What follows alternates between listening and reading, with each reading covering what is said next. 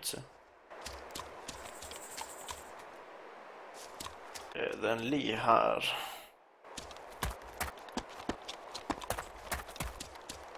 Jeg ikke kan ta, for det er ikke plass. Det er sånn quad der, og døren er åpen. Det er en fyr her. Check sack her. Det er folk her. Garantert. Døren er åpen til restarten, så det er folk. Ser ingen.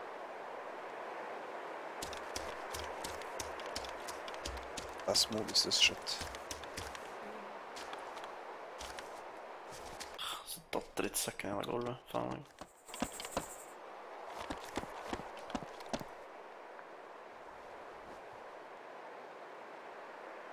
Ja, Vegard sine stæsjer.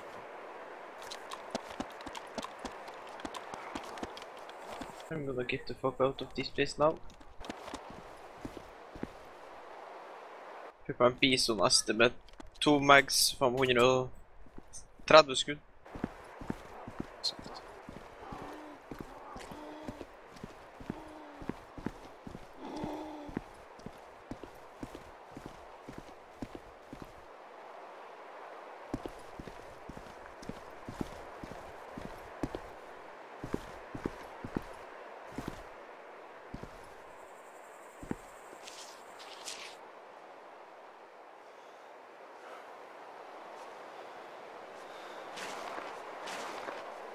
Sekka i APC-en.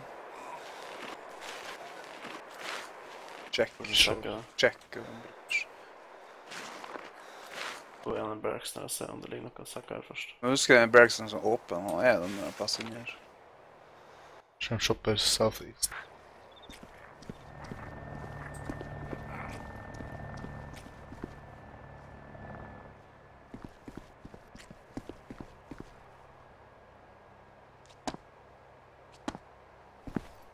Var dere inni den baroksen? Spurt om. Dere var inni åpen baroks? Nei, jeg har ikke vært inni den ennå. Nei, jeg kikker på døråpningen. Jeg kjekk nedover der, så jeg. Han lød. Vent.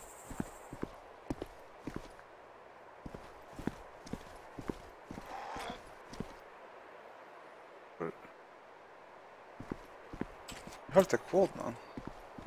Ned bak her. Jeg ser koden. Står rett under deg. Ja, det faen det er åpning her, ja. Glemt ATC-en. Sekk.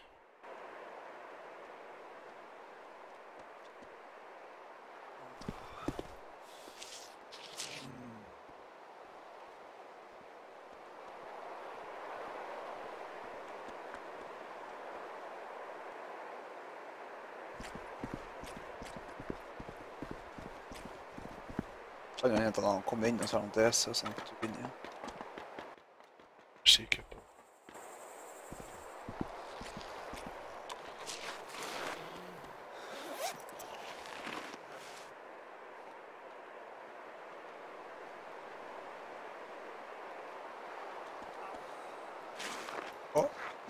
Zombie.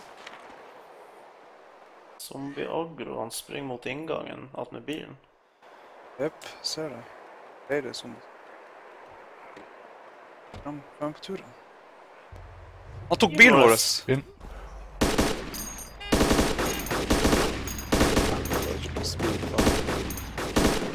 Har han punktert? Nei, det gjorde det ikke. Nice, gutta. Det er ingen som passer bilen. Klarte ikke å se at han gikk dit.